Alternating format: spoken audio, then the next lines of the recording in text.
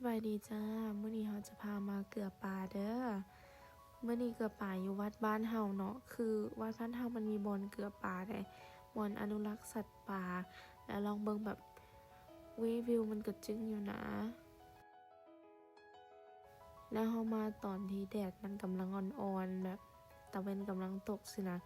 วิวโคตรได้เลยทุกคนแล้วเฮาก็ย่างลงไปเนาะแล้วสังเกตว่าอุ๊ยพี่ไผว่ามาแนมอยู่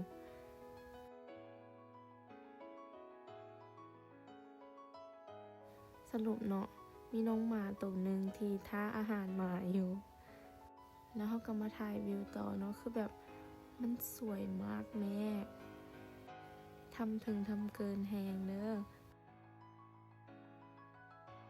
จากนั้นเนาะเขาก็เริ่มจะเกลือปลาแล้วเนาะเขาก็จะมีบริจาคเงินแล้วก็เขาจะเอาหัวอาหารปลามาให้ที่จริงนี่มีป่ามาเลยได้แต่ว่าแบบกล้องมันบ่เห็นนะจากนั้นเขาก็เริ่มสั่นเพื่อให้เอิ้นป่ามากินเนาะและทุกคนเบิ่งวิวแบบมันงามได้ตัวจริงนะน้ำกล้องอาจจะบ่งามเท่าใดเนาะแต่ว่าตัวจริงสวยมากแล้วก็มีตัวป่าที่ครูบาเพิ่นเฮ็ดไว้แต่โดนแหละก็ยังเห็นอยู่นี่หั้นนะแล้วเบิ่งน้องปลาโคตรหลายเลยได้แต่ว่าเสียดายที่กล้องมันบ่เห็นแล้วเราก็จะเริ่มเกลือแล้วเนาะแล้วแบบวิวทุกคนมันเลิศแฮงหลังจากเกลือป่าแล้วเนาะเราก็กลับบ้านเฮา